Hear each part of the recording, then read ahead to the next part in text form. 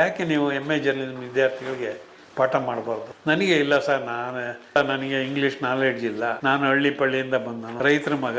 ನಾವು ಯಾವ ಕಾನ್ವೆಂಟ್ 67ರಲ್ಲಿ ನಾನು ಮುಣ್ಣೆ ಮಗ ಫಸ್ಟ್ ಪಿಕ್ಚರ್, ಕೊನೆ ಪಿಕ್ಚರ್ ನಂದು ಸಾಕ್ಷಾತ್ಕಾರ.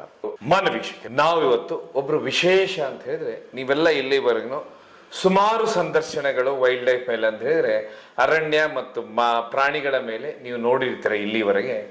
ಇದರಲ್ಲಿ ವಿಶೇಷವಾಗಿ ಆನೆಗಳ ಎಕ್ಸ್ಪರ್ಟ್ಗಳ ಬಗ್ಗೆ ಸಂದರ್ಶನವನ್ನ ನೋಡಿದ್ದೀರಾ, ಹುಲಿಗಳ ಬಗ್ಗೆ ನೋಡಿದ್ದೀರಾ, ಸಮಗ್ರ ಅರಣ್ಯ ಅಧ್ಯಯನ ಮಾಡಿದಂಥವ್ರು ನೋಡಿದರೆ. ಇದರಲ್ಲಿ ವಿಶೇಷವಾಗಿ ಬರುವಂತವ್ರು ವನ್ಯಜೀವಿ ಛಾಯಾಗ್ರಾಹಕರು, ಅಂದ್ರೆ ಫೋಟೋಗ್ರಾಫರ್ಸ್. ವನ್ಯಜೀವಿ ಛಾಯಾಚಿತ್ರವನ್ನ ತೆಗೆದವ್ರು ಅಂತ ಹೇಳಿದ್ರೆ ಕರ್ನಾಟಕದಲ್ಲಿ ಬರುವಂತ ಹೆಸರು ಅಂತ ಹೇಳಿದ್ರೆ S. ತಿಪ್ಪೇಸ್ವಾಮಿ ಅವ್ರದ್ದು.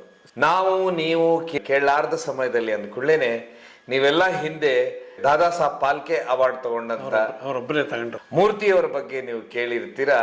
ಸೊ ಹಿಂದಿ ಸಿನಿಮಾದ